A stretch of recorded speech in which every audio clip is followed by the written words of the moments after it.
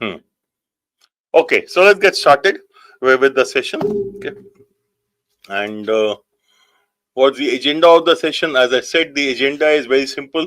We'll look at this paper and learn to identify which question you should attempt or which are the questions you should leave. So it is about right questions to attempt or the right questions to leave. One of the basic thing which you need to remember for CAT is when I look at CAT papers from 1995 till 2024, 23 rather. If you look at any of these CAT papers, by and large, you should remember that 50% is a good score. Okay, 50% is a very good score. Not percentile, I'm saying 50 percentage marks. All, let's say 60% is an outstanding score. Okay, that's the basic thing you need to remember. Now, which means if you look at CAT 24, 22 questions of quant. Okay, if 22 questions in quant, 50% would mean 11 questions. 60% would mean 13 questions. And you please look at CAT papers of the last 3-4 years. CAT 21 onwards, we have had 22 questions. You'll find if you have a 50 or 60% score, you're 60%, you're by and large 99.5 percentile plus.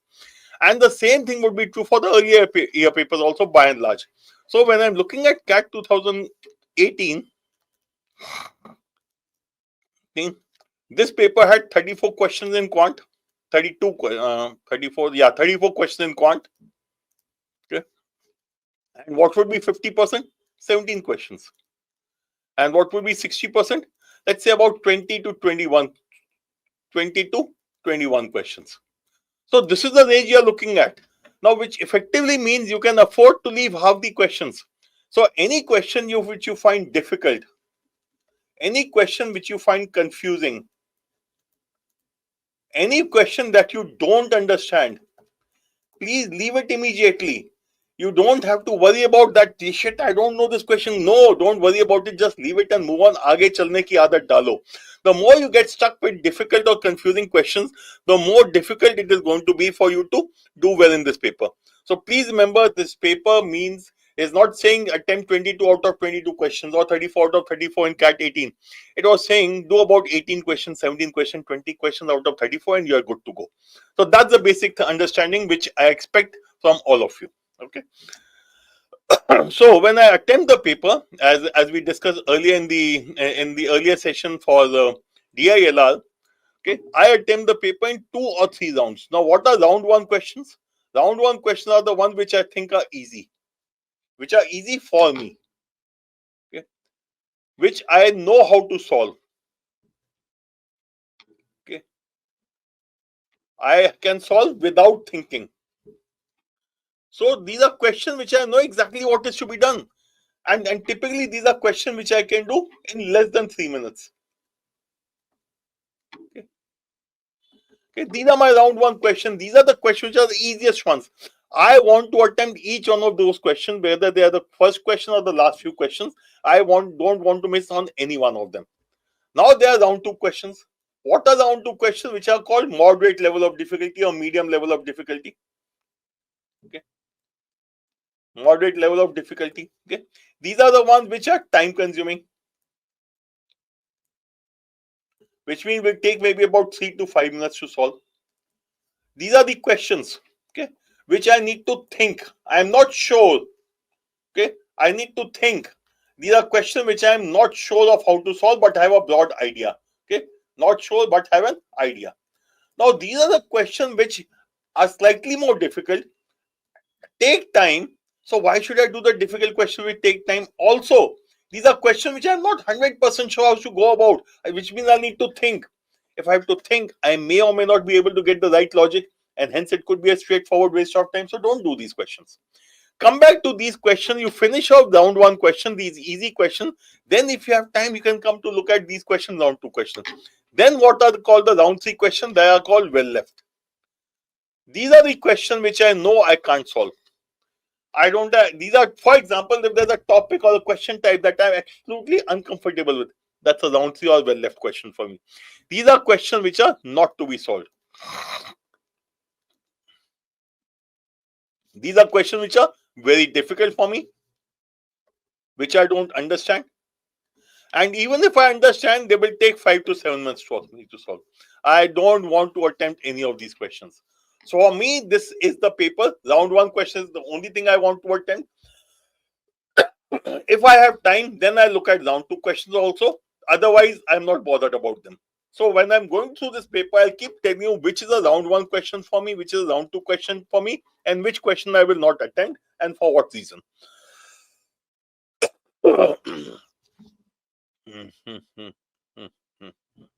Okay. Okay. Good to see, Tushar. You have some good opinion about me. Thank you. Okay. So let's continue. We can leave Tushar and others like him, but let's continue. Okay. So this is what I want you to understand. Excuse me.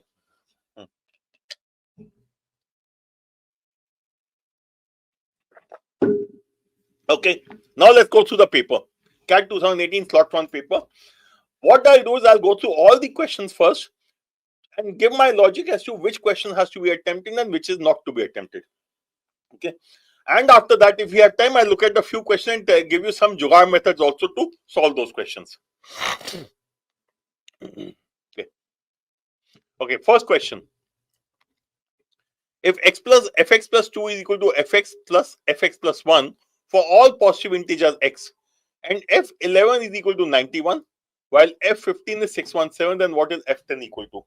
What kind of question is it? It is giving me a formula for finding the value of fx, and it is asking me to find the value of f10.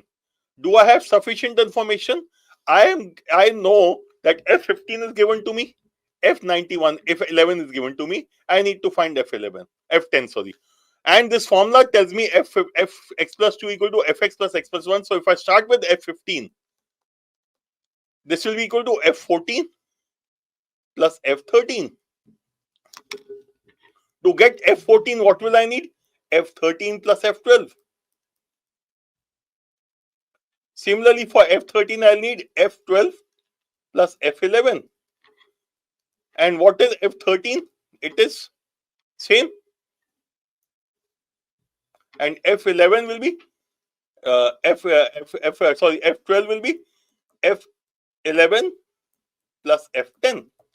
So I can convert everything to f11 plus f10, and everything is given out here. So f15 is given, f10 is what I have to find. This is round 1 question. Now these are questions for which no prior knowledge is required. Okay, please understand, these are questions. These are for which no prior knowledge is required. These are questions on which you just keep following the process. These are process-oriented questions. Write down F14, F13, convert F13 into F14 into 13 plus 12. Okay. Then you find, convert 13 to 12 plus 10, 11, and similarly the others. So this is a round 1 question, because if you just follow the process, you will get the answer. Okay. So round 1 question for me. Question 2. Point P lies between points A and B such that the length of BP size that of AP. Car 1 starts from A, moves towards B. When you read this, this tells you this is a question of time speed distance. Okay. Car 1 starts from A, moves towards B. Simultaneously, car 2 starts from B and moves towards A. Car 2 reaches P 1 hour after car 1 reaches P. If the speed of car 2 is half of that of car 1, then the time in minutes taken by car 1 to reaching from P to A. Okay. Now, what do you need to do? You can just assume a value. After all, what is given to us is point P lies between points A and B. So if I have AB, okay, such that the length of BP is thrice the length of AP. So if P is here, BP is 3x and AP is x. Okay. Now I can always take this as 30 and 10. So why do I take 30 and 10? Because when I take numbers, my calculations become easier. Okay. So in any case, it is telling me that these terms, these are distance. What else is given? The ratio of speed. Speed of car 1 to speed of car 2 is given. It is telling me speed of car 2 is half of that of, okay, or speed of car 1 is double. So what do I need? I need to find the time taken by A to cover this distance of 40 kilometers. So, and also I have given some data of time. So if I can just apply speed is equal to distance upon time, if you are comfortable with the topic of time, speed, distance, then this should be a question which you can do immediately. Another round one question.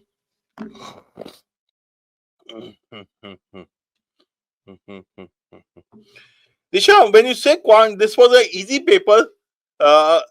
34 questions to be done in 20 in about an hour.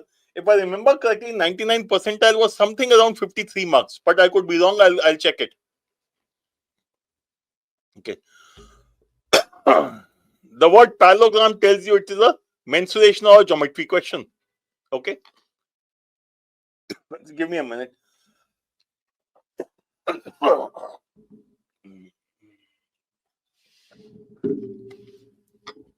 Okay.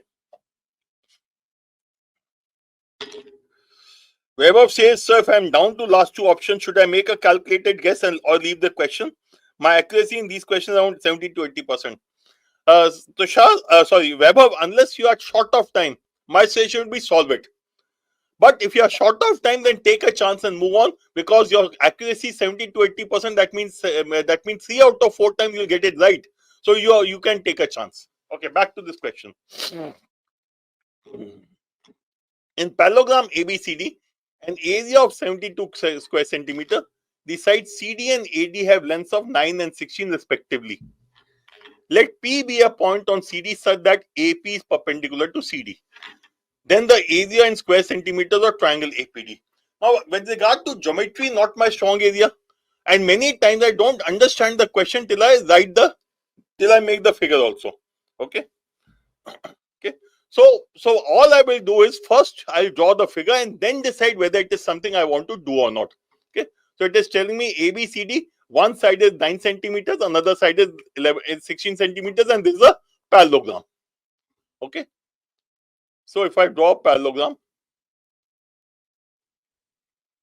okay, 16 centimeters is AD is 16 centimeters.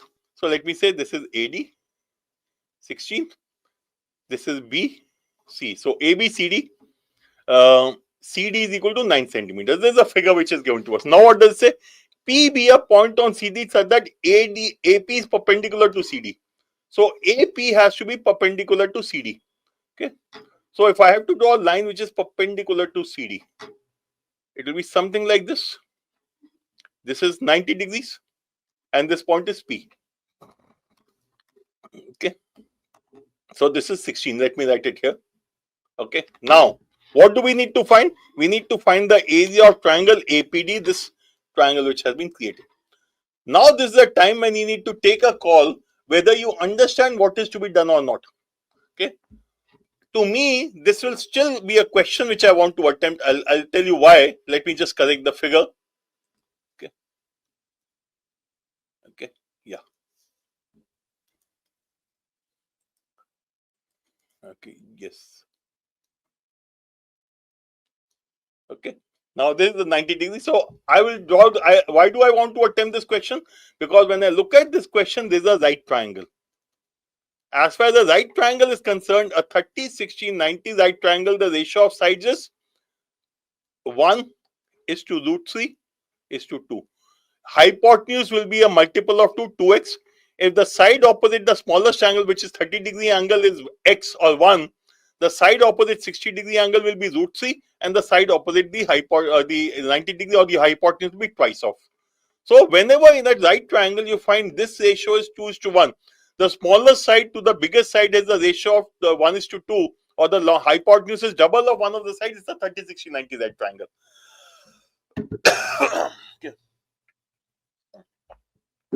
Okay. So what do we need to do? We have this side at 16. We need to find this. If I find AP, I can find PD also, because why? Because AP square plus PD square will be equal to 16 square. This is a right angle triangle. So the question effectively is, do I know how to find AP? If the answer is yes, I know how to find AP, then it's a round one question. If you say no, I don't know how to find the AP, then you should leave the question. Okay. Okay, so that's the decision point for you. And if you don't know how to find AP, don't waste your time, just move on to the next question. If you know how to find AP, it should not be a problem. Okay. Now, the question gives us the area of this triangle as 72. And what is area of a triangle? Sorry, not area of triangle, area of parallelogram to be 72. Area is nothing but base into height.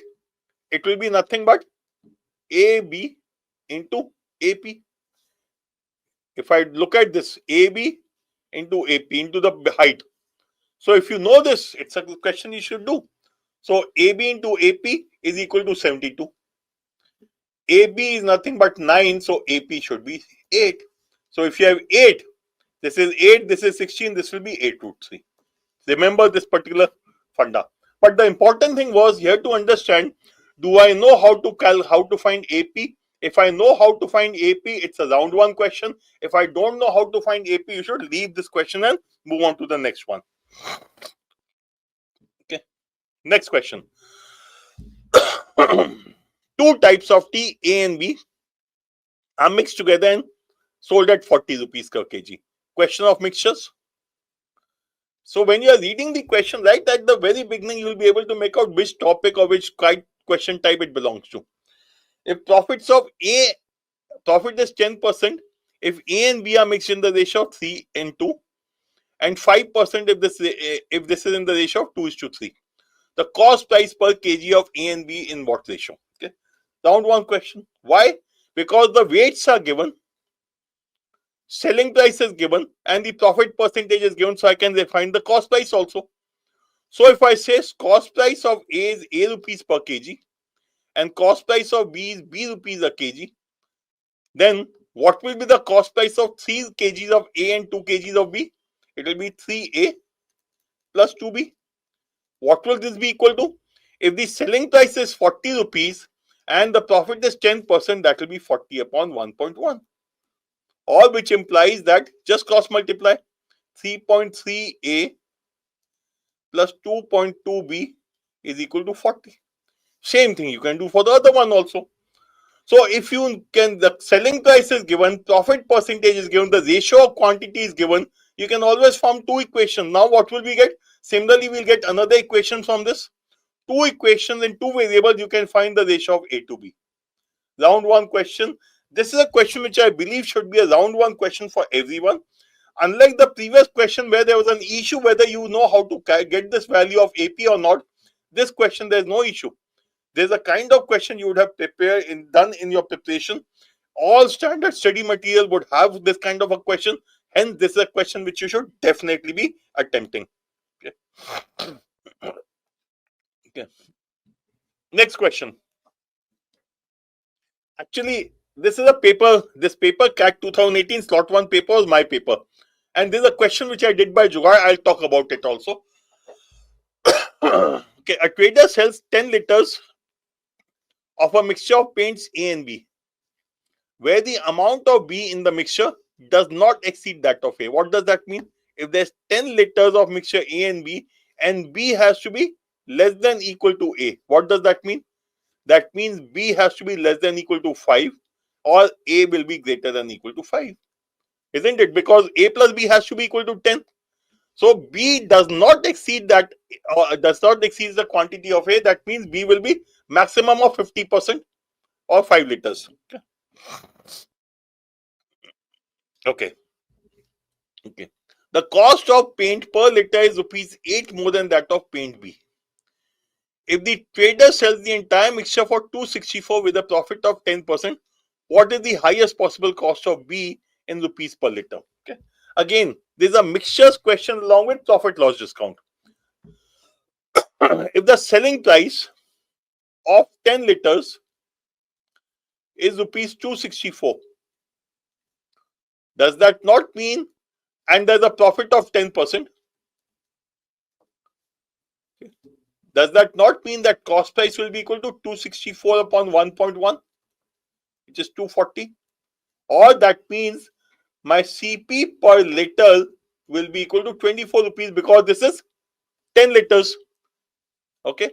So I can calculate the basic cost price and hence I can form an equation and solve it. Hence it is a round 1 question.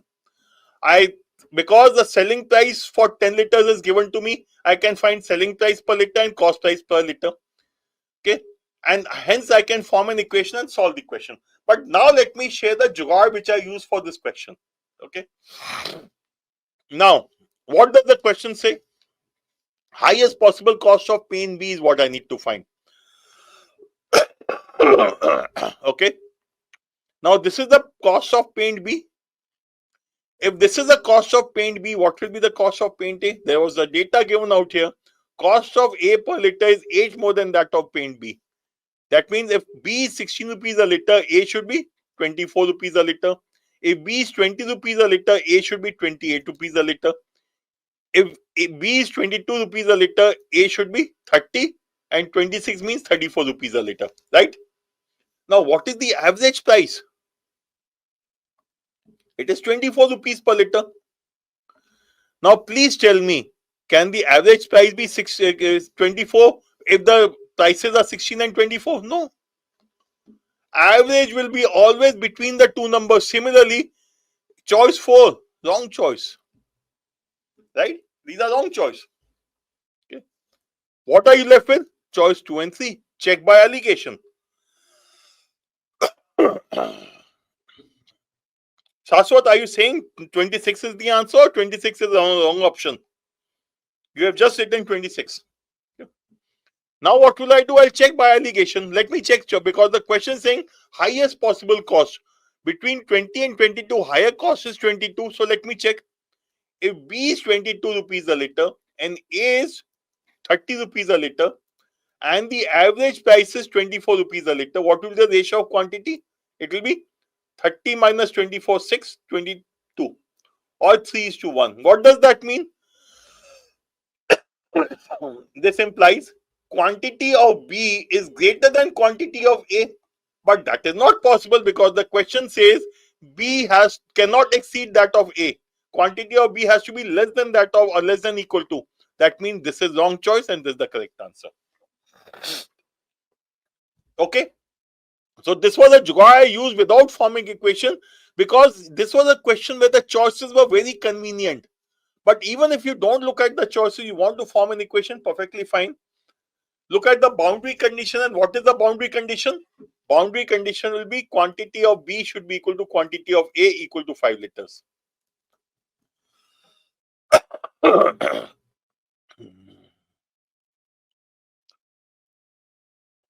Yeah, Shashwat, that's fine. 20 is the answer. Perfectly fine. If we had checked 20, what would have happened? Let me just check for 20 also.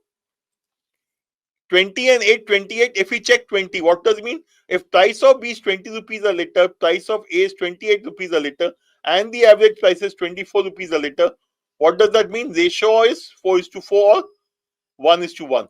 That means in 10 liters of mixture, I should get 5 liters of B and 5 liters of A, which is the boundary condition. So that's the correct answer. Okay, so you could have done either way. But the most important thing which I want you to understand is you should have said 16 and 26 cannot be the answer because the average is 24. 16 means 16 and 24 will not give me an average of 24. 26 and 34 will also not give me an average of 24. That means the answer will be either choice 2 and 3. This is something you should have been able to pick up.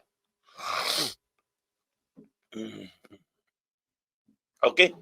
Next question. Each of 74 students in the class studies at least one of the 3 subjects, H, E, and P. Okay. What is this telling you? Venn diagram. Okay. So there is definitely a data set question of Venn diagram. 10 students study all 3 subjects, while 20 study H and E but not P. Every student who studies P also studies H or E or both. If the number of students studying H equals to studying E, what is the number of students studying H? Okay. Now, first question, what is your comfort level with Venn diagrams? If you are absolutely uncomfortable, maybe this is not a good question for you to do now. Okay. Mehul, I hope the question is clear to you, the previous one. Okay, Mehul, if we do 22 and 30, we can get an average of 24. But what this means is, this is going to be 6, this is 2. This means quantity of B is greater than quantity of A. Hence, this is a wrong answer. Okay, because as per the question, amount of B has to be less than equal to amount of A. So this is contradicting the basic condition. Hence, 22 cannot be the answer.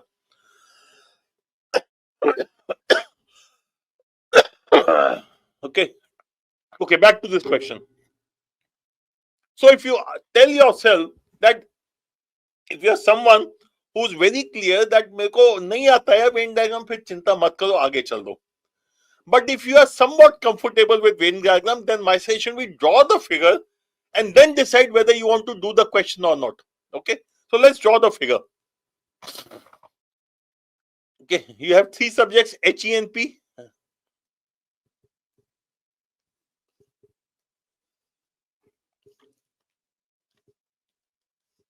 Okay, there are a total of 74 students. 20 study H and 10 students study all three subjects. So 10 students study all three subjects. 20 students study H and E but not P. So 20 study H and E but not P. Every student who studies P also studies H or E or both. That means this will be 0. Every student who studies P has to be either with H or with E or both with H and E. Okay. Now, if the number of students studying H equals that of E, number of students studying H equal to E, what does that mean? If this is A, this is B, this is C, this is D, what does that mean? A plus B plus 20. H is nothing but A plus B plus 30 and E is nothing but C plus D plus 30. They have to be equal. Okay. That means these two have to be equal to these two. So if I call this X only, what will be the value of this? So what do we have? What is the total number? So can I say this is X? These two are combined X. These two are combined X, so 2X plus 30 should be equal to 74. Why? Because only P is equal to 0. So 2X is equal to 74 minus 30 is 44. X is equal to 22. What is the question asking us? Number of students studying H, 20 plus 10, 30, and this will be equal to 22, so 52. Okay. Now, this is a round one question or the leave question.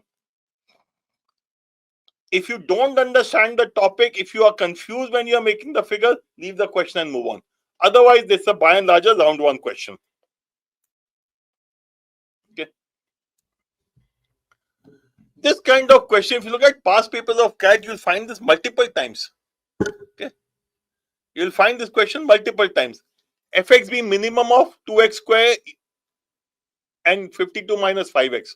This typically is round one question. Why? Because all you need to do is you will get minima when 2x square is equal to 52 minus 5x.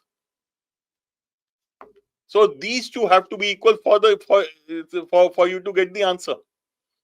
Okay. So this is typically a round one question. Now, what is the jugaad out here? One thing is you could solve the equation. You could solve this quadratic. The quadratic equation is 2x square plus 5x minus 52 equal to 0. You can solve. But I did not solve the question. I said I have 2x square equal to 52 minus 5x. Let me check for various values of x. Okay. Because x cannot be more than 7 or 8. Or actually, if you look at what is 2x square, if x is equal to 5, this will become 2 into 25. So x has to be less than equal to 5. Okay. So I knew that the value of x is going to be small. So instead of solving the equation, I started checking for x. So if I put x equal to 3, what do I get? 52 minus 15 on the right hand side, which is equal to 37. And left hand side, I will not get the value because this is an odd number. So this 2x square will be an even number. But nevertheless, even if you want to check it, 9 into 2, 18. So not equal. Next, x equal to 4. X is 4, what do we get? 16 into 2, 32. Right hand side, 52 minus 20 equal to 32. satisfies. That means x equal to 4.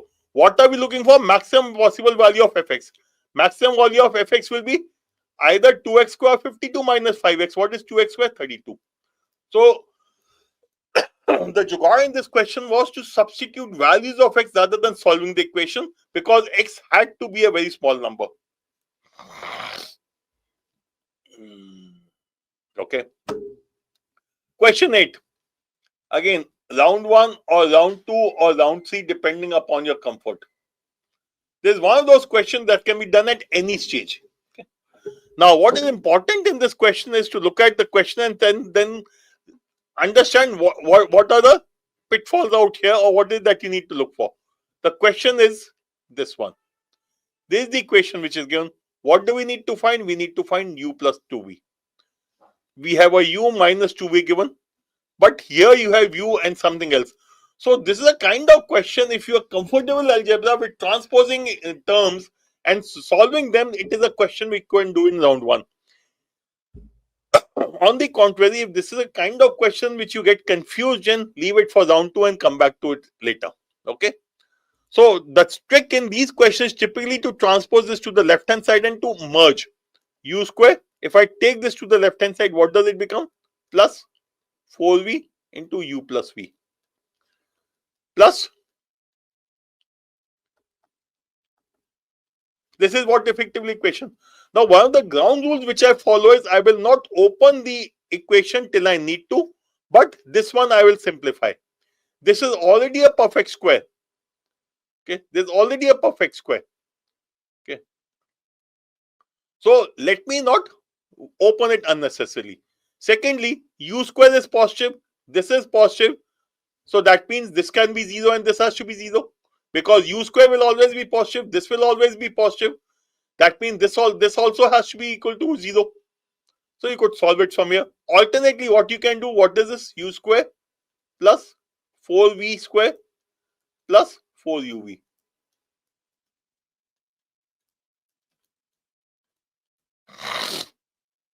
Okay. And what does this become? U plus 2v whole square.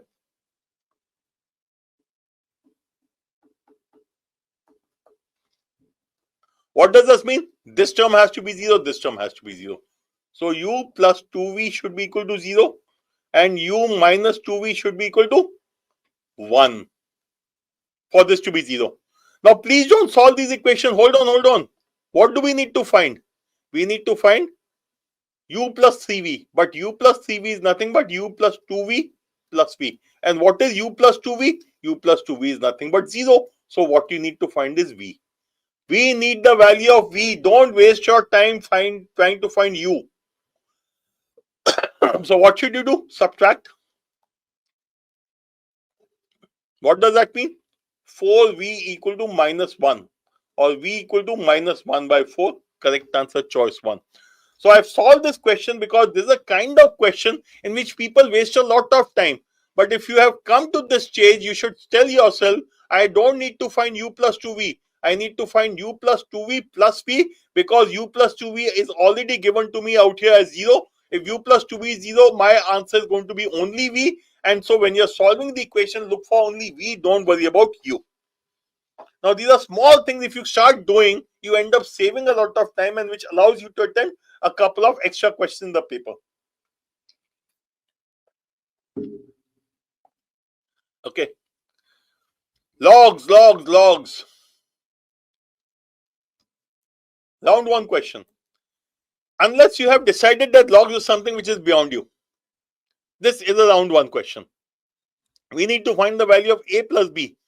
Second equation has both a and b, while the first equation has only a. Please solve first equation, find the value of a, substitute in the second equation and get the value. Now this is the elementary question of logs. Okay, let me follow the first one. I'll leave the second one for you.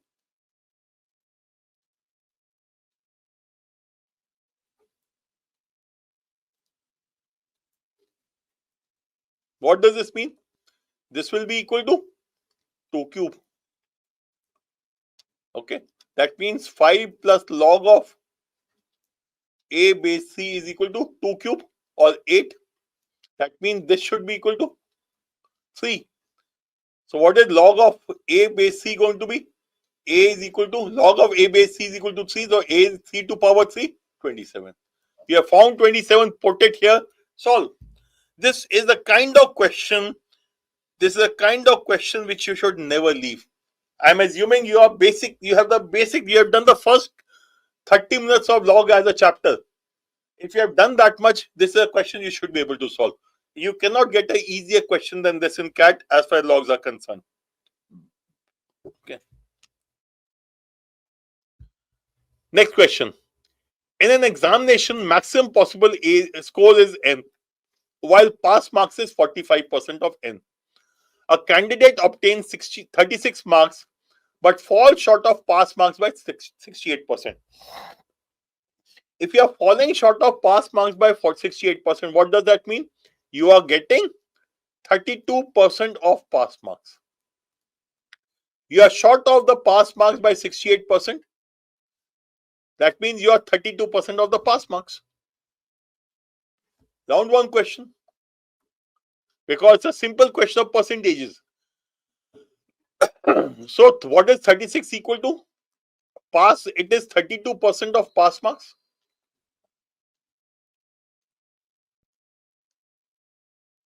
And what is pass marks equal to? It is 42% of N. So 32% of 45% of N is equal to 36. So what is N equal to? 36 upon 32 into 45 into 100 for 32% into 100 for 45. If you can, and look at the numbers, so convenient, so easy to handle that you will not have to worry about the calculation also. 5 9s are 45, 5 2s are 5 20s are 100, 9 1s are 9, 9 4s are 4 1s are 4, 4 8s are 32. Okay, 4 2s are 8, 4 5s are 2 1s are 250, 15 to 5 250, N equal to 250. The correct answer will be choice 4.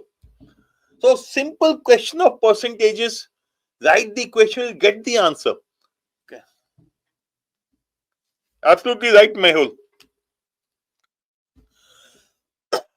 Question 11. A tank is fitted with pipes, some filling it and the rest draining it. All filling pipes fill at the same rate. All draining pipes drain at the same rate. An empty tank gets completely filled in 6 hours when 6 filling and 5 draining pipes are on. This time becomes 60 hours when 5 filling and 6 draining pipes are on. In how many hours will the empty tank get filled and when 1 draining and 2 filling pipes are given? Round 1. Question of time and work, a standard question. What would you do in these questions? Let us assume the rate of filling is X liters per hour and the draining pipes have a rate of emptying at the rate of Y liters per hour. Okay. In the first instance, it is filled in 6 hours if 6 filling and 5 draining pipes on. Each filling pipe in 6 hours will give me 6x liters. Each draining pipe will empty. Okay, let me just rephrase what I just said.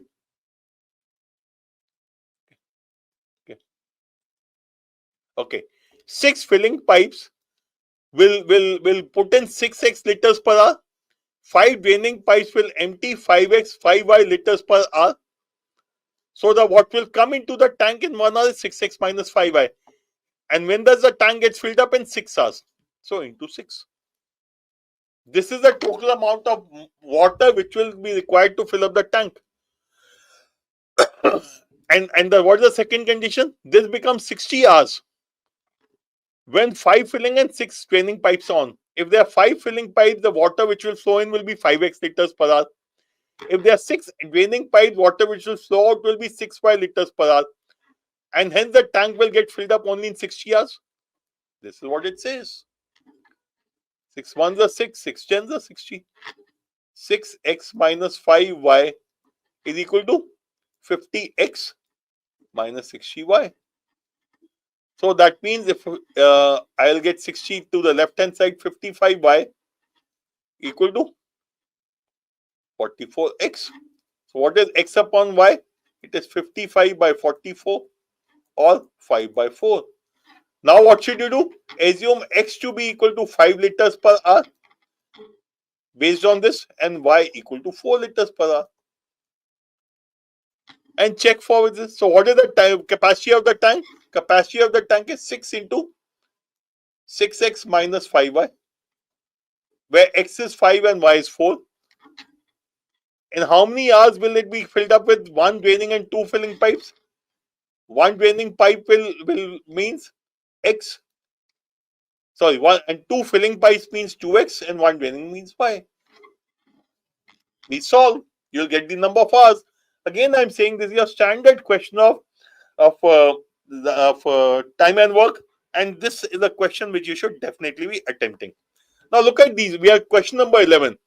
Forget about the rest of the stuff. Look at which are the questions which are definitely easy and which are standard questions. This kind of a question, there's nothing called knowledge required. This kind of question can be easily solved if you follow the process. This is again a question of time and work, and you would have done these kind of questions. This question, those of you not comfortable geometry may struggle with it and may have to leave it. That's fine. But the first two questions everyone should have attempted. Similarly, third question is a mixtures or ratios question. Everyone should again be able to solve. So out of 4 questions so far, we have only one question which was a question which you should be leaving. Another question of mixtures. This is a question, if you don't understand Venn diagram, it's perfectly fine to leave. Okay. Similarly, this is a question which is a standard question. This kind of question have come in CAT multiple times earlier. So if you have done all CAT papers, this question you will be able to solve, no doubt. Okay. If you are uncomfortable with algebra, if you can't handle variables, if you are very uncomfortable with equation, maybe you can afford to leave this question. Again, if logs is something you don't like at all, you don't understand, you should be leaving this question. But if you have done even 30 minutes of preparation of logs, this is a question which you should be able to solve. This is a question of percentages. The kind of question you have done in your preparation multiple times should be attempted, and similarly questioned.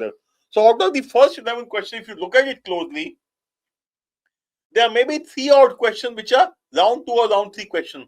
The balance 7, 8 questions are those which are by and large round 1 question, and everyone should be attempting. Okay.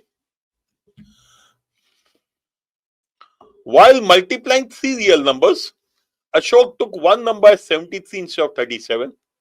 As a result, the product went up by 720. So if the numbers were x, y, and the other number was 37, he instead of 37 took 73. So what was the original product? 37xy.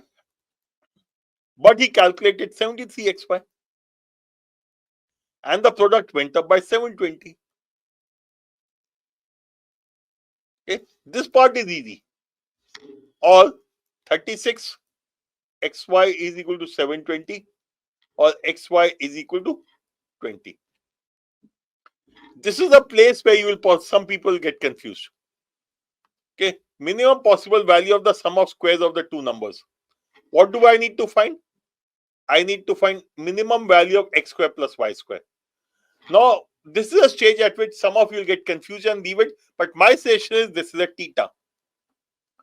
Till this stage, I'm sure it is not a problem at all. After that, how to check for x square plus y square, some people will get confused, but this is a theta, so please write something. Don't leave it, there's no negative marking. Okay, the answer, if I have to take it, is going to be minimum will happen when x is equal to y equal to under root 20. So what is x square going to be? 20, and y square will be 20. Absolutely right, Somik. Okay. Now, many times people leave these questions. Why? Because they are reading the question very fast. And because they are reading the question very fast, they don't understand it, hence they leave the question. So my suggestion always is read at a pace at which you are comfortable. Your comfort in terms of reading is very, very important. Okay. If you are reading fast, you will get confused. Read at a pace at which you are comfortable. I would typically say round 1 question. Yes, but I am also sure many people will make the mistake at this stage itself.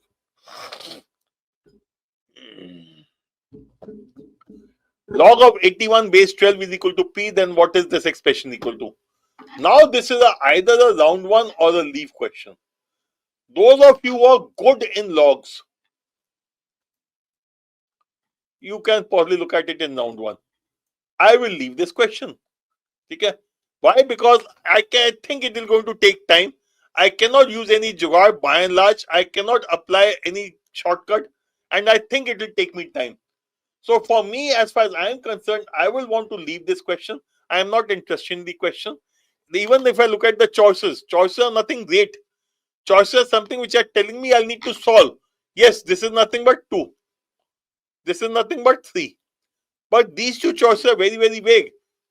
Okay. So if I had a calculator with scientific calculator, maybe I could have done it. Okay. So question I would leave. I don't think there's a question which is worth attempting or wasting time.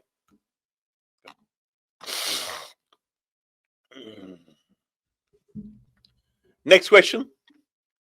Given an equilateral triangle with T1, just give me a second, with sides 24 centimeters, a second triangle T2 is formed by joining the midpoints of sides of T1. A third triangle T3 is formed by joining the midpoints of T2, and so on and so forth. What is the sum of infinite such triangles? Okay, draw the figure just to understand. One triangle, each side is 24. If I join these midpoints of the first triangle, what will be the side of each triangle be? 12. What will the area become? 1/4. Okay. So similarly, if I look at this triangle, side becomes now 6, and the area becomes, side becomes half, area becomes 1/4. Okay.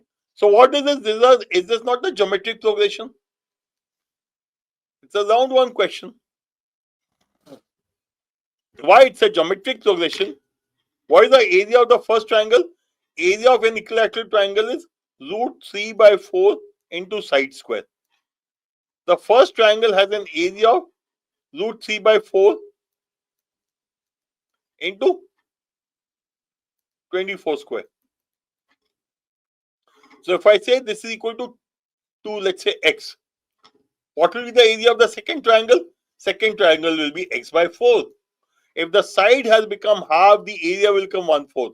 The third triangle will become 1/4 of x/4, x/16, and so on and so forth. So what are we going to do? We have to find the sum of these infinite series. What is the sum of infinite series going to be? First term upon 1 minus r. And what is common ratio? 1/4. Okay, so what is this? 1 minus 1/4 is 3/4. So you do 4/3 into x. And what is x? This is equal to x. So what is my answer going to be? 4/3 into √3/4 into 576, or 24 into 24.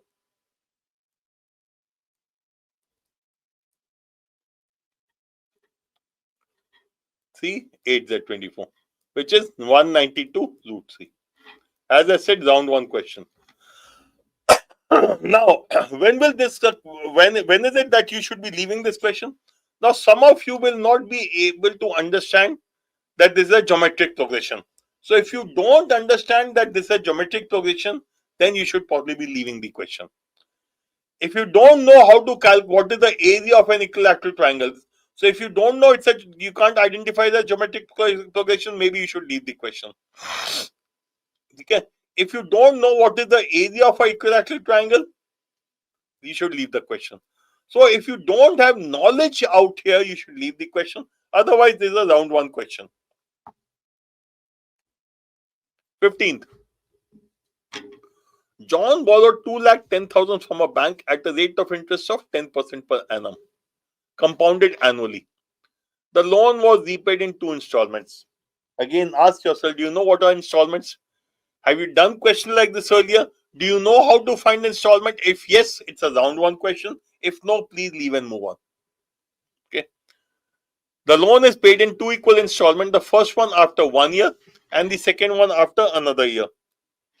Okay. The first installment was interest of 1 year plus part of principal amount, while the second was rest of the principal amount plus due interest. Then what is each installment? If you have done installment, this is a round one question. Straightforward round one question. I typically apply the present value method. The loan amount should be equal to installment. It is 10% per annum upon 1.1 plus x upon 1.1 square. Okay. Now, while you can solve the equation, I did not solve the equation. For me, this is nothing but x upon 1.1 plus x upon 1.21. Now, this is an integer. I want this to be an integer, this to be an integer. So, my starting point one was that x should be a multiple of 1.21. X should be a multiple of 1.21. Let's check. If x is equal to 1.21, what do we get? What does this mean? 1.21 upon 1.21 is going to be, or rather 1,21,000. What will this become? 100.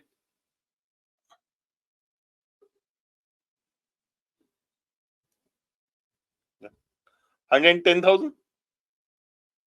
Okay, let me just do it in a slightly different way. Yeah. I'll just give you some more thing. Okay. Can I write this as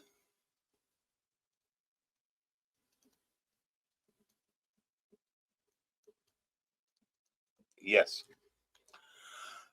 Now, it is not telling you clearly. Again, I'm repeating the same thing, that x should be a multiple of 1.21.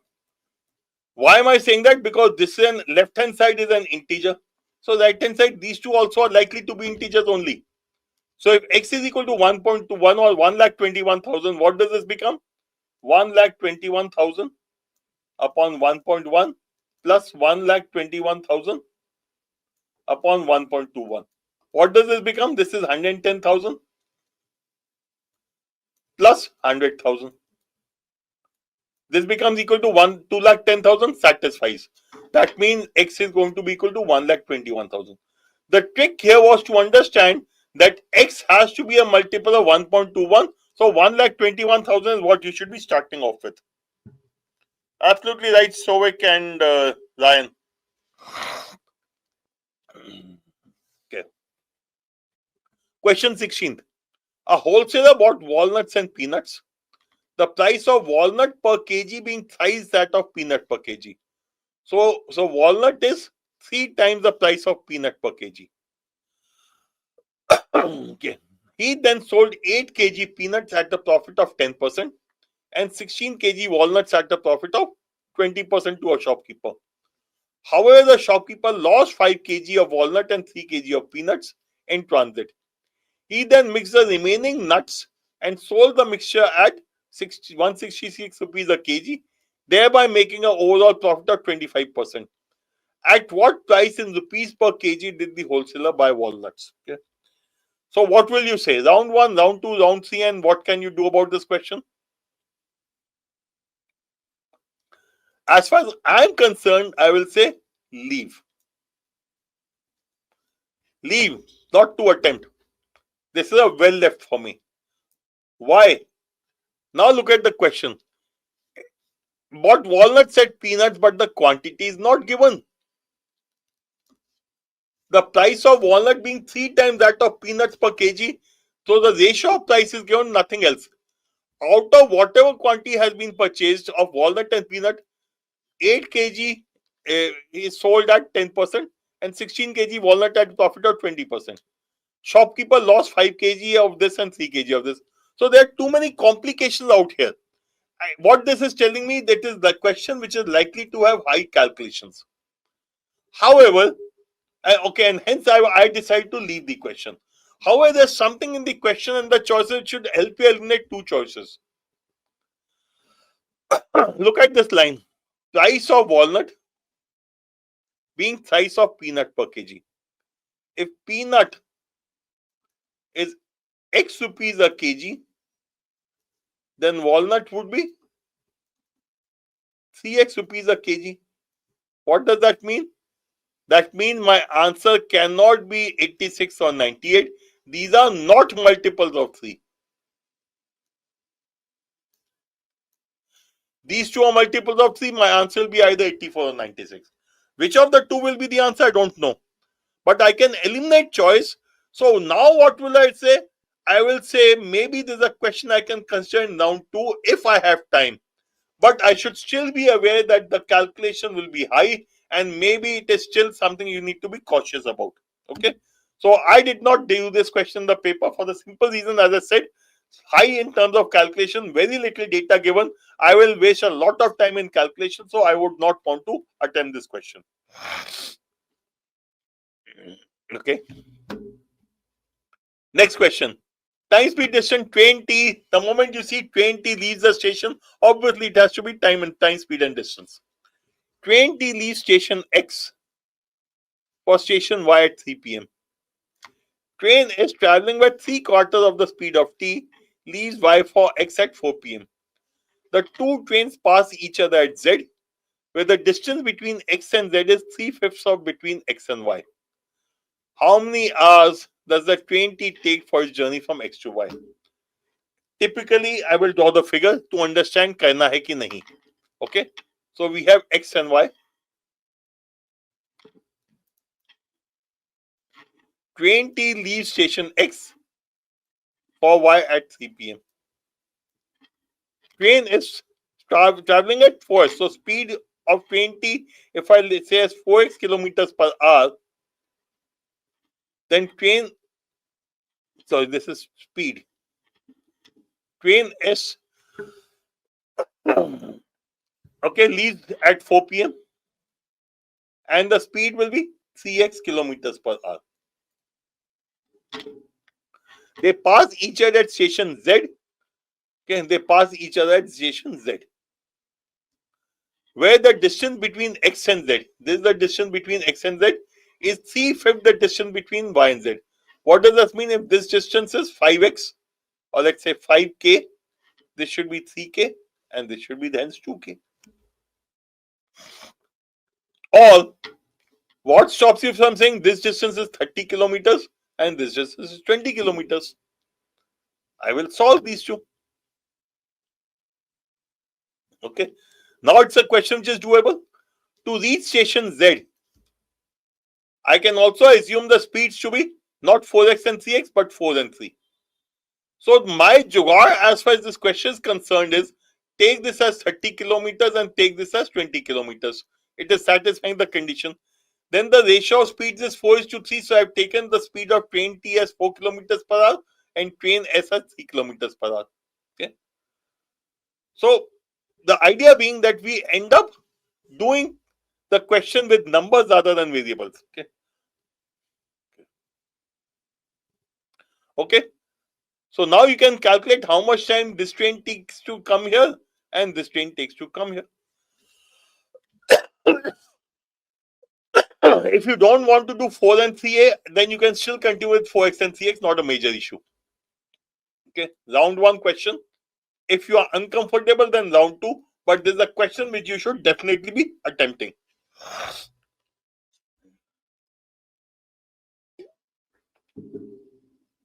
Okay. Again, a log question. If it's a log question, what should you do? Ask yourself, samajh aaya ki nahi? Leave it. If you don't understand, if you don't know what is to be done, please do it. Okay. If you know what exactly is to be done, you should go ahead and do it. Okay. Otherwise, you should leave the question without any problem. Okay. So it is either a round 1 question or a leave question. As far as I am concerned, I decided to leave the question. Looked like too much of effort to solve the question.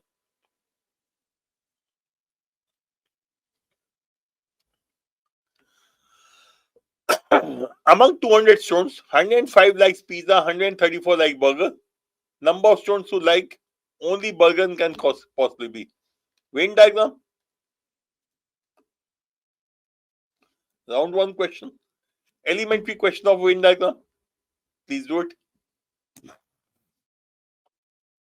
Okay. Okay. Question 20. In a circle, two parallel chords on same side of the diameter have lengths of 4 and 6 centimeters. Distance between the chords is 1 centimeter. What is the radius of the circle? Okay. I'll draw the figure as usual and then decide what is to be done. Circle. There's the center of there's a diameter and there's the center of the circle. Two parallel chords on same side of the diameter have lengths of 4 centimeters and 6 centimeters. So this is 4 centimeters. Let me say this is 6 centimeters. Okay. And this is 6 centimeters. Now, the question is, the distance between these two chords is 1 centimeters. So, this is 1. Okay. I can join it till the center also. What is the radius of the circle? Now, this is a question. You should be, if you have been able to pick out, this is a question of right triangles. It's a round 1 question. If not, that means leave. So you have to take that call. समझ आ गया तो कर लो, नहीं समझ आया तो बिना सोचे समझे छोड़ दो, ज्यादा टेंशन मत लो. Okay. Now, let's look at this question. If this is 2, this is 3. Okay. This is the radius of the circle, and this is also the radius of the circle. Okay. This is 2. Okay. If this is x, what will we say? Radius of the circle. You can start solving it then. Okay. This is x plus 1 whole square. X square is equal to r square plus 3 square. Sorry, r square equal to x square plus 3 square. If you look at this particular right triangle. And what will be this one? This is also radius. R square is equal to x plus 1 whole square plus 2 square. Or in other words, you can say x square plus 3 square is equal to x plus 1 whole square plus 2 square. You can solve it and get the answer. So the key thing out here is, are you able to make out this is a right triangle and hence we can apply Pythagoras? If yes, it's a round 1 question. If no, you should leave the question and move on. Don't make it an ego issue in the paper. Okay. Okay. That's x plus 1. Okay, next question. A CAT aspirant appears for a certain number of tests. Average score increases by 1 if the first 10 tests are not considered. Decreases by 1 if the last 10 tests are not considered. Okay. If his average score for the first 10 tests and the last 10 tests are 20 and 30 respectively, then the total number of tests taken by him. Okay. Now, again, the issue is, you know exactly what is to be done. If the answer is yes, you can go ahead with it. But most probably, we will need to think a little. This is a question which forces you to think a little. If I have to think, what does this mean? Round 2 or round 3? This is a round 2 question. I'll come back in round 2 in this question and then decide what is to be done. Effectively, just to understand the question, what it's saying? There are n tests you have taken. Okay, has taken certain number of tests. His average score increases by 1 in the first 10 tests. These are the first 10 tests. Then you have n tests and you have the last 10 tests. So the total test you have taken is n plus 20. His average score increases by 1 if the first 10 tests are not considered. If you don't consider the first 10 tests, then the average for these is going to be, if the overall average is x, this is going to be x plus 1. It decreases by 1 if the last test tests are not considered. The average of these is going to be x minus 1. And the overall average is this. Okay. If the average for the first 10 tests, is 20 and the last 10 tests is 30. Now, if you are able to understand what is to be done, you can go ahead. But as I said, this is a question which requires you to think a little. If I need to think, it is a round 2 question. I am not wanting to think at all in round 1. I want to do only those questions in round 1 which I can solve mechanically without thinking. And hence this is a question which is a round 2 question, because it is forcing me to think as to how to go about doing this question. I would rather do this question, because without thinking, just by substituting values of x, I can do questions out here. The number of integers x such that this expression holds, and 2x plus 2 is perfectly divisible either by 3 or 4. I'll do this question. Even if it takes me time, I will still do it, because this is a question which I cannot go wrong. So this is a round 1 question, because all I need to do is put different values of x and check. For example, what is this? 0.25 is nothing but 1 by 4 or 1 by 2 square or 2 to the power minus 2. Less than equal to 2 to the power x, because this is nothing but 1 by 4, which is 1 by 2 square. Okay. Is less than 200, which is the biggest power of 2, which is less than 200, 2 to the power 7. So effectively 2 to the power minus 2 should be less than equal to 2 to the power x, should be less than equal to 2 to the power 7. And what do we want? We want 2x plus 2 to be divisible by either 3 or 4. Okay. So what are the possible values of x? X equal to, sorry, that's 2 to power x. Sorry. I'm sorry, this should be 2 to power x. 2x. If I remember correctly, this should have been 2 to power x plus 2. Okay. Now what do you need to do? Put values of x. Now this is clearly telling you x can be minus 2, minus 1, 0, 1, 2, 3, 4, 5, 6 or 7. Now clearly x cannot be minus 2, because if x is minus 2, this will become a fraction. If x is minus 1, this will again become a fraction. X is equal to 0. X is equal to 0, what will we get? 1 plus 2 equal to 3. This is a divisible by 3. Satisfies. If x is equal to 1, what do I get? 2 plus 2 equal to 4. Satisfies. If x is equal to 2, 4 plus 2, 6. It's a multiple of 3. Satisfies. X equal to 3, 8 plus 2, 10. Not a multiple of 3 or 4. This is a question you should do, because like question number 1, this question does not need you to think. All it wants you to do is put different values of x in the expression and get the answer from there. Round 1 question should definitely be attempted.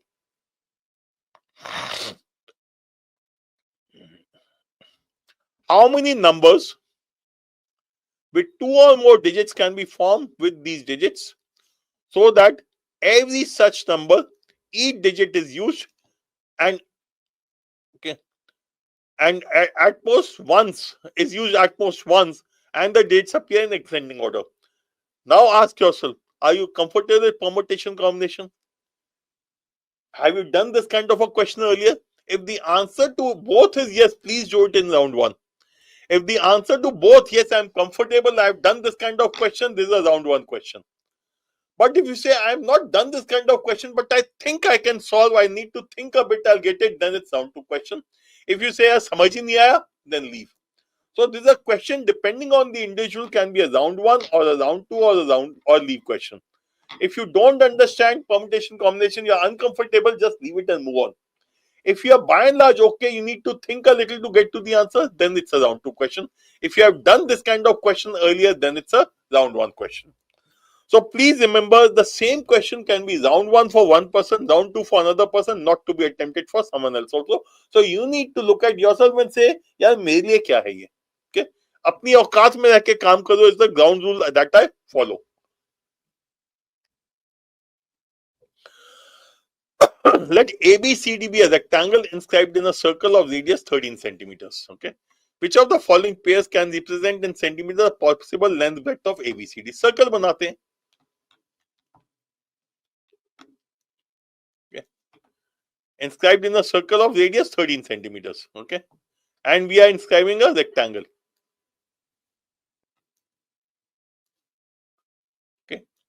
If this is a rectangle, radius is 13 centimeters, then the diameter should be 26. Isn't it? Radius is 13, that means dia is equal to 26. Round one question. Why? What do I need to find? The length and breadth of the rectangle. That means this side and this side. This is a right angle triangle. Pythagorean triplet should help me. All I need to do is check the choices.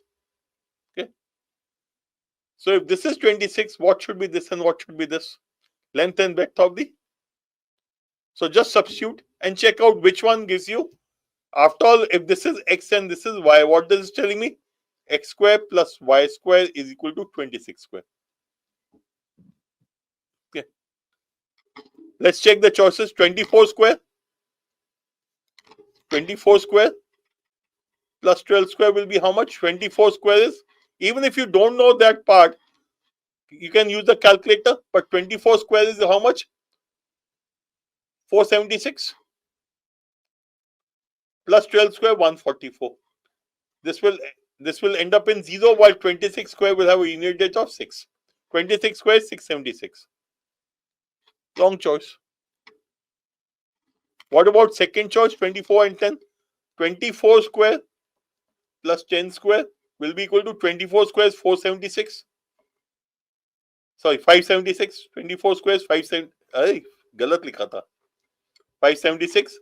10 square is 100, which is equal to 676, which is nothing but 26 square. The correct answer. So this was a round one question. Draw the figure. You will clearly see this is a Pythagorean triplet that we are looking at, and all you need to do is apply Pythagoras theorem to get to the answer. Round one question should not be missed. Okay. Question 25. In an apartment complex, the number of people aged 51 years and above is 30.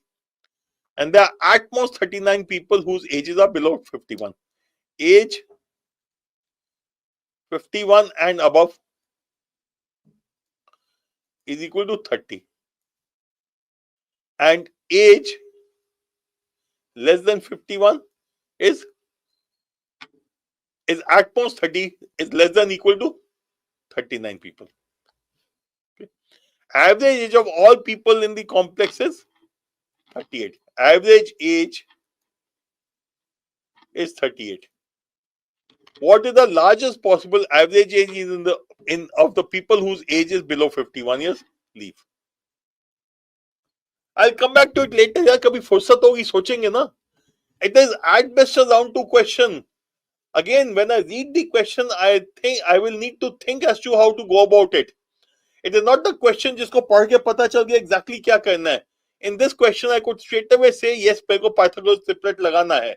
यहाँ पे नहीं मालूम क्या करना है. And if I am not 100% sure of what to do, I will leave the question.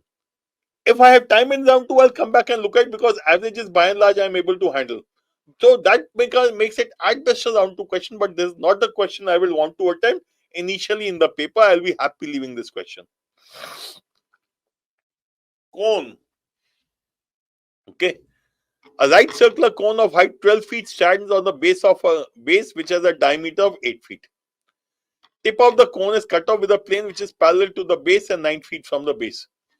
With pi equal to 22 by 7, the volume in cubic foot of the remaining part of the cone. So first question is, do you know what is volume of cone equal to? If yes, you can proceed with the question.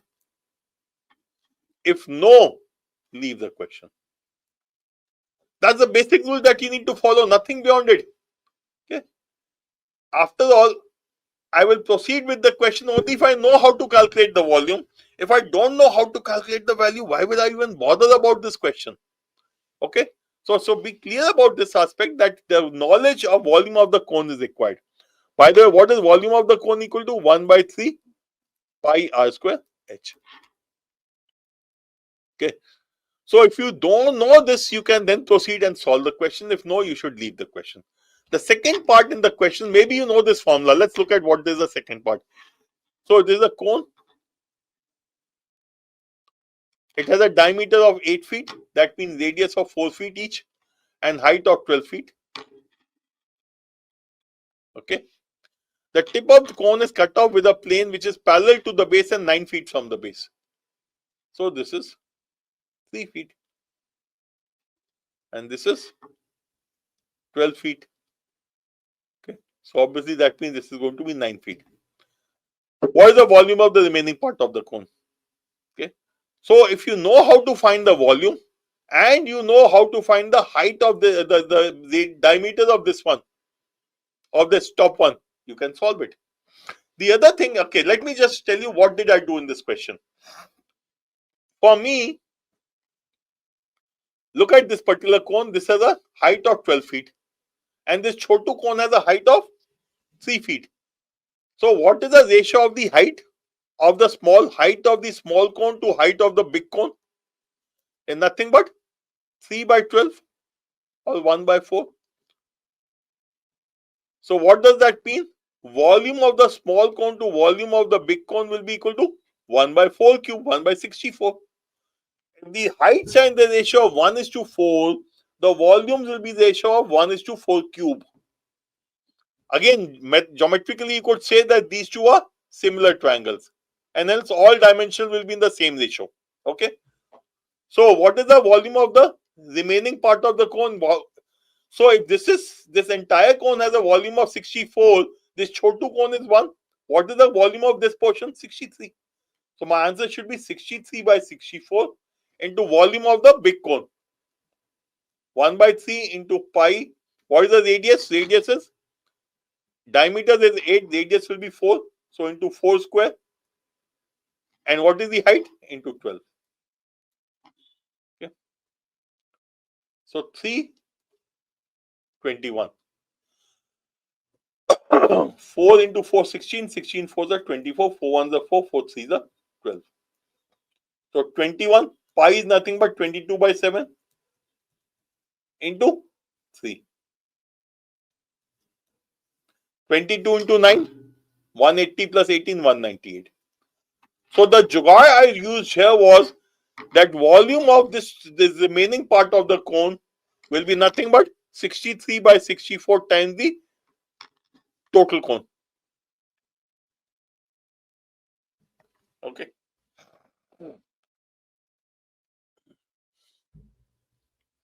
One of my favorite questions. When they work alone, B needs 25% more time to finish a job than A does. The two finish the job in 13 days in the following manner. A works alone till half the job is done.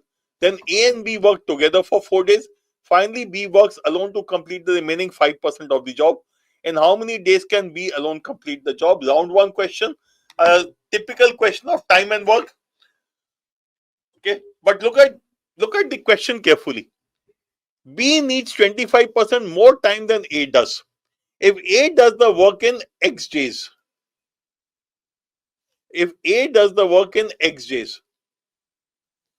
then B will do the time in 1.25 X days.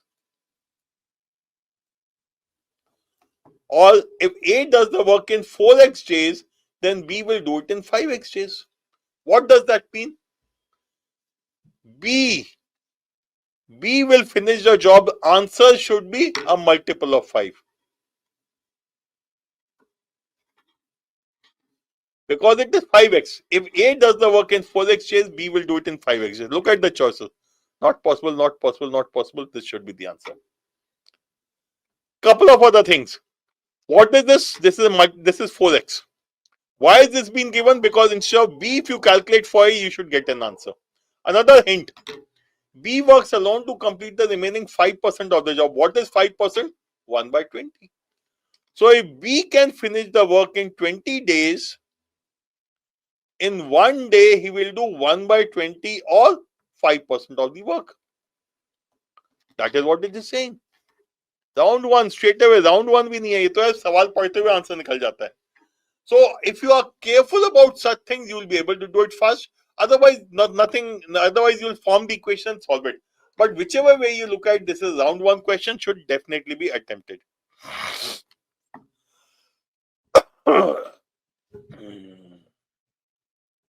Question 28. Distance from A to B is 60 kilometers per hour. Parth and Narayan start from A at the same time and move towards B. Path takes 4 hours more than 9 to reach B. Moreover, path reach midpoint of A and B 2 hours before 9 reaches B. Speed of path in kilometers per hour. The data is given. We can just form the equation and solve. Afterwards, say A to B is 60 kilometers. P and N starts from A at the same time and move towards B. Path takes 4 hours more than Narayan to reach B. Okay. So path and Narayan. How much time path takes to reach B? He takes 4 hours more than B. So, path takes more than 4 hours more than 9. So if 9 finish the work in 2t hours, path will do it in 2t plus 4 hours. Moreover, path reaches the midpoint of A and B. This is the midpoint of A and B, which is 30 kilometers. 2 hours before Narayan. Okay, path reaches here 2 hours before Narayan. So Narayan will reach here. Okay, path reaches the midpoint 2 hours before 9. Path reaches the midpoint. He will do the midpoint in half of this, which is t plus 2 hours, before Narayan reaches B. So what is the difference between these two? 2 hours. So 2t minus t plus 2 has to be equal to 2 hours, is what the question is saying. You can solve the question. So round one question, just make the figure, and this is something which I would very strongly suggest. Question of geometry, question of time, speed, distance, please make the figure. Many times you'll get the answer the moment you make the figure. Okay, next question. Let x, y, z be three positive real numbers in geometric progression such that x is less than y is less than z. 5x, 16y, and 12z are in arithmetic progression. Then the common ratio of geometric progression is how much? Okay. Now, this is a question which many people will put for round 2 or not attempt at all. But for me, this is a round 1 question because I used a jugaad out here. Okay. X, y, z are three positive real numbers in geometric progression such that x is less than y and z. X is less than y is less than z. What does that mean? It's a geometric progression. So what will be the common ratio? Common ratio should be greater than 1 because x, y, z are in geometric progression. Y is greater than x, z is greater than y. That means this has to be, common ratio has to be greater than 1. Now look at these choices. This is choice 2 is less than 1. Choice 4 is less than 1. The answer can either be choice 1 or choice 3. Now check the choices. Question says 5x, 16y, and 12z are in AP. Let's check. If R is equal to 5 by 2, 5 by 2 means 2.5. Or if you want to take 3 by 2, let's take R equal to 1.5. So let me take x equal to 1. If x is equal to 1, 5x becomes 5. What will be 16y? If x is equal to 1 and common ratio is 1.5, y will become 1.5 and this will become 1.5 square or 2.25. Okay. What will be 16y? 16 into 1.5, which is equal to 24. And 12z is 12 into 2.25. What is 2.25? 12 into 2.25 will be 24 plus c, 27.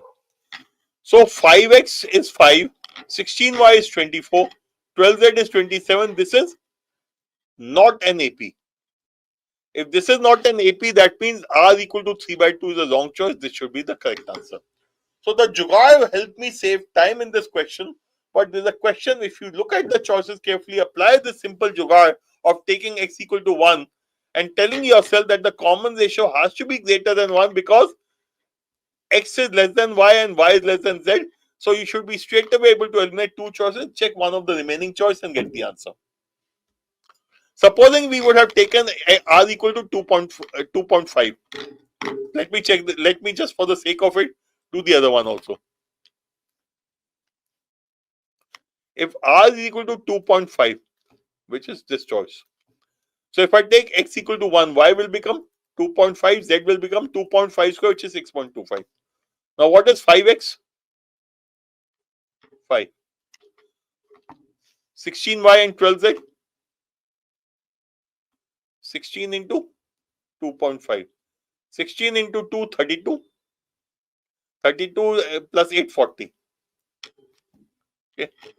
And then 12z is nothing but 12 into 6.25.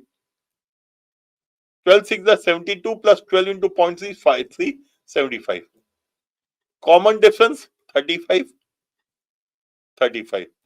This is a AP. Correct answer, choice 1.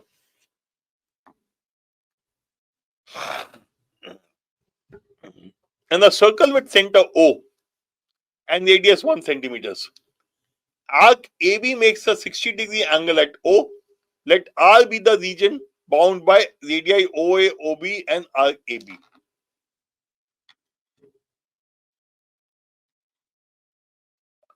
Center O, arc AB makes a 60-degree angle. This 60-degree angle. If C and D are 2 points on OA and OB, C and D, such that OC is equal to OD. So these two are equal. So obviously this means this will be an equilateral triangle. Why equilateral triangle? Because this angle is 60 degree and these two are equal. That means these two angles will also be equal. So the moment you see a 60-degree angle in a circle, you can be reasonably assured yes, equilateral triangle ban jayega. And the area of triangle of OCD is half of R. Area of triangle OCD is equal to half of area of this particular arc. What is the area of this particular arc? It is 1/6 of area of circle. Now what is this telling you? You know the basics of geometry or not? If you do not know basics of geometry, then you should leave the question. If you know the basics of geometry, then you can look at attempting the question. Okay. So this is a round one question if you know the basics of geometry. Otherwise, if you have decided to give up on geometry completely, then maybe this is not the question you should be spending your time on. Question 31. Points E, F, G, H lies on AB, BC, CD and D respectively of the square ABCD. If EFGH is also a square whose area is 62.5 centimeters, of that 62.5% of ABCD, and CG is longer than EB, then the ratio of length of EB to CG is what? Again, I'll have to draw the figure. But what I can find out is 62.5% is nothing but 5 by 8. Okay. It is telling me EFGH area of EFGH is equal to 5 by 8 of the area of ABCD. This is what it's saying. Okay. And what do we need to find? We need to find the ratio of EB to CG. Okay. So let's draw the figure first again. Points EFGH lie on a square ABCD. So let's draw the figure square first. So we have A, B, C, D. Okay. EFGH is also a square, okay, whose area is 62.5% of that of ABCD. So EFGH lies on somewhere on AB, F lies on BC, G lies somewhere here, H lies somewhere on AD. CG is longer than EB. So let's say G is here and CG is longer than EB. E is here. Now if this has to be a square, that means EB should be equal to this much. Similarly, F should be here and this should be here. Now, if you can draw the figure, then it is worth attempting the question. If you are unable to even draw the figure, then maybe you should leave the question completely. So, what does it become?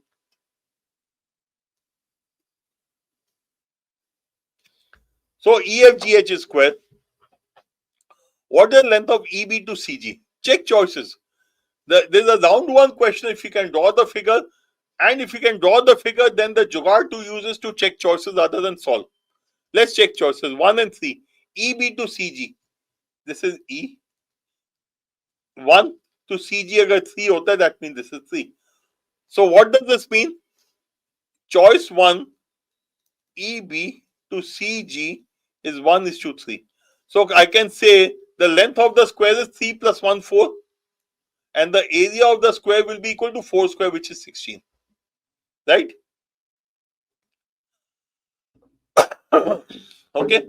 So what will be the side of EFGH equal to? If this is 1, this is 1, this should be 3, because this side will be equal to this side. So what is this side equal to? This is 3 square plus 1 square under root 10. So what is area of ABCD? We found it to be 4 square is 16. So area of EFGH under root 10 square, which is 10. So what is the ratio of area of EFGH to ABCD? 10 by 16, which is equal to 5 by 8, which is equal to 62.5%. That's the answer. So this is a question. The critical thing is, have you been able to draw the figure? Are you able to understand that this side A, E and CG will be the same? That the longer side in each of the four on the four sides is the same. Are you able to understand that DG is equal to EB? If yes, do the question. If you are not sure how to proceed, leave it and move on to the next one.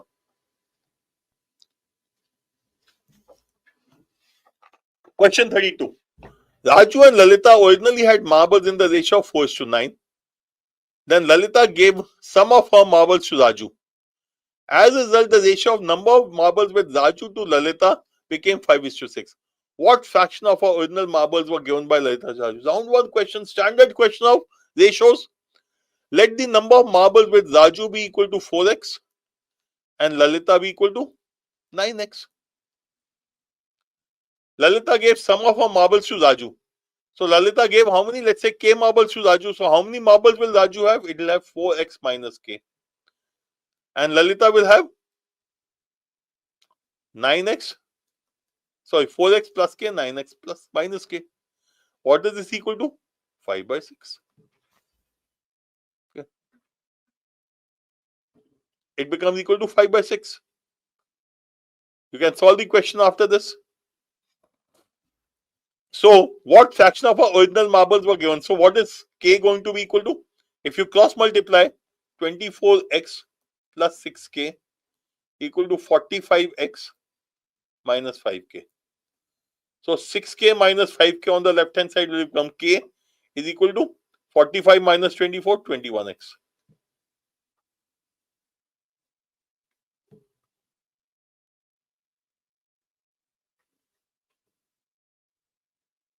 K equal to 21x. Have I made some mistake?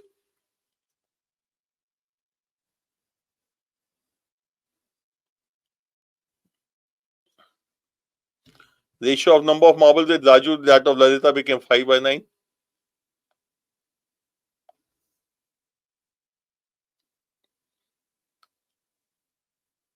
Oops. I'm sorry, 11k ना? मैं वही लग रहा था कहीं तो गलती की.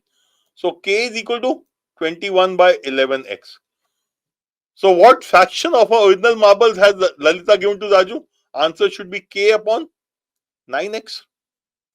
What is that equal to? K is 21 by x by 11 upon 9x. What is this equal to? 21 upon 99.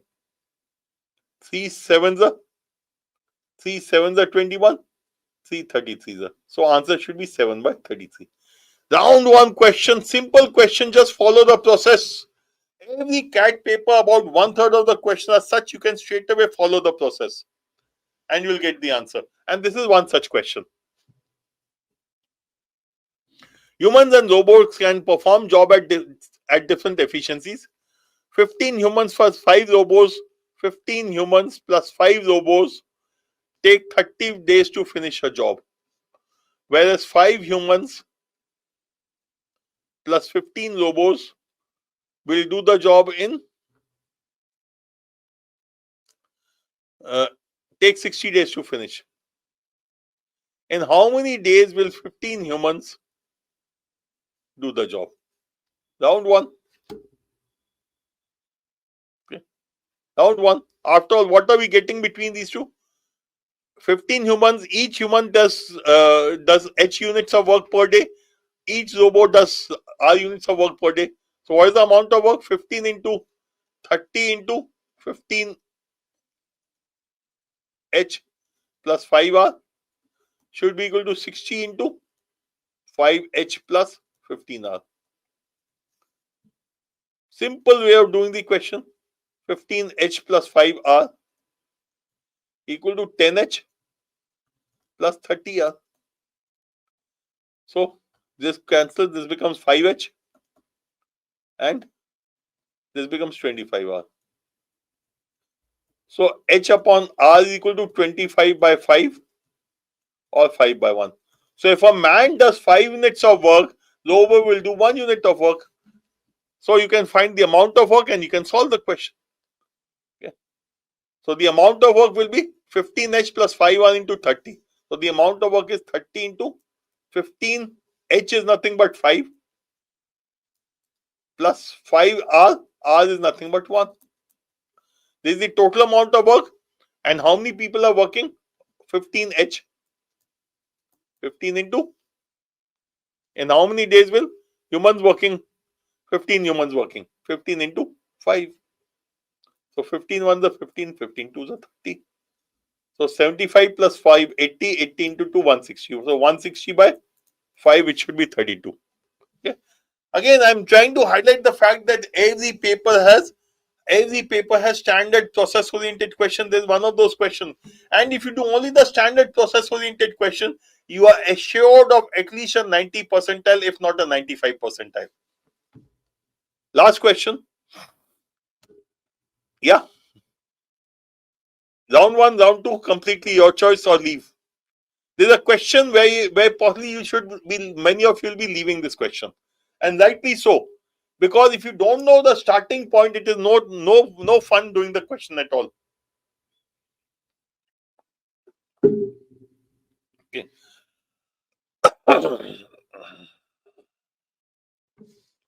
Okay. Now, one of the way to do this question would be to divide the first equation the second. After all, what is this? This is x to power 21018, y to power 2017.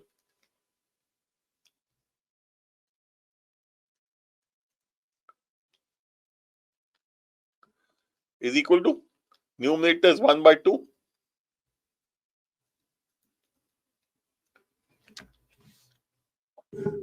And then you can play around with it. After all, this will get cancelled out, this will become this much. This will get cancelled out, this will be y square. So x square upon y square is equal to 1 by 16. Or x upon y becomes equal to 1 by 4. Okay. Now you can look at different ways of doing it. One way could be x equal to 1 by 2, y equal to 2. Another case could be x equal to 1, y equal to 4. But if y is equal to 4, this will become more than 64, so this case is eliminated. So you'll need to play around a little bit different cases to get the answer. Okay? But there's a question which may not be worth attempting. Now, which are the standard process-oriented questions we should definitely be attempting? To me, what is important is you should not miss out on the standard process-oriented question. Okay? This is a standard process-oriented question, question 1. Okay? So, one question is standard process-oriented. Okay? Second question, again a standard process-oriented question. 2 questions. Here, I'll probably leave it because some of you may not be able to. But question 1 and 2 are standard process-oriented question. You should definitely be able to get the answer. This is again the question 4 is third process-oriented. So if I look at, and let me just note it down on my rough sheet.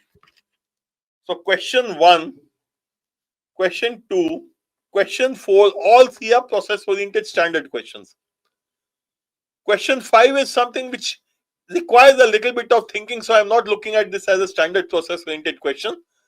Okay. Similarly, question number 6, some of you may or may not be able to pick it completely, so I'm not again counting it as a standard question. Question 7 again is a standard process oriented question.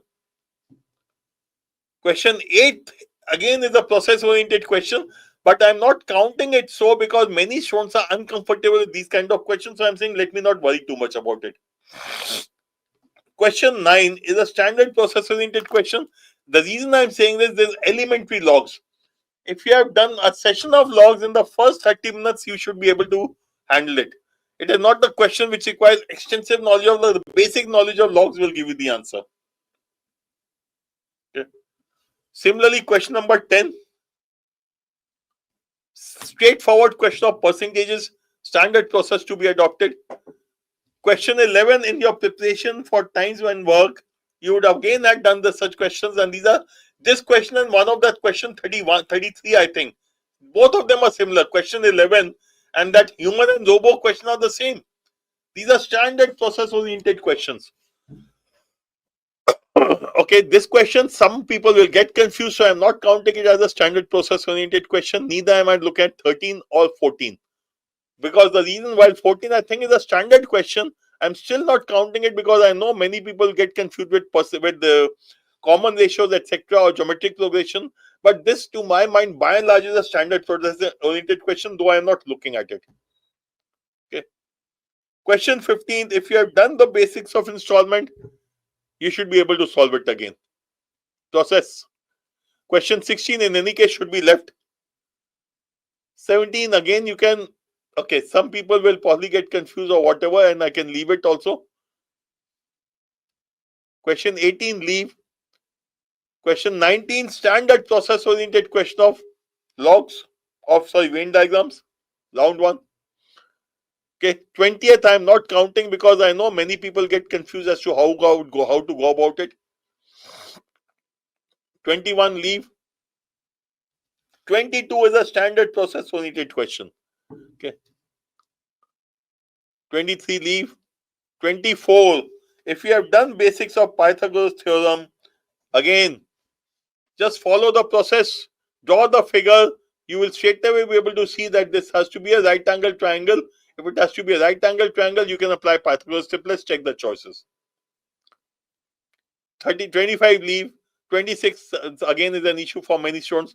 Question 27, again, is a standard process oriented question. Follow the process, write down the equation, you'll get the answer. Okay.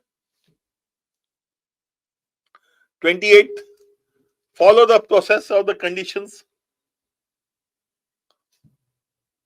29, 29. Okay, there's a question, I'm not counting it as a process oriented question because this would be a little confusing for many. Similarly, 30 also. 31, again, I'm leaving, but 32. 32 is a standard question, process oriented. Just follow the instructions, and same with question 33 also. Now, if you look at this paper, particular paper, which are the standard process oriented questions? Let me write down. The standard process oriented question, this paper, are question number 1, 2, 4, 7, 9, 10, 11, 15.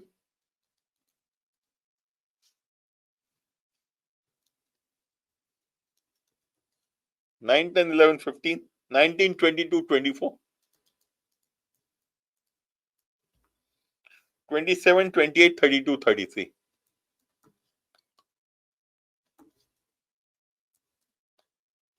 Okay. 2, 3, 4, 5, 6, 7, 8, 9, 10, 11, 12, 13, 14, 15. 15 questions were standard process oriented questions.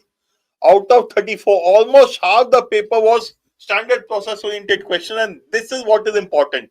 You should not miss out on standard questions where you can apply the standard formula or just follow the process and get the answer.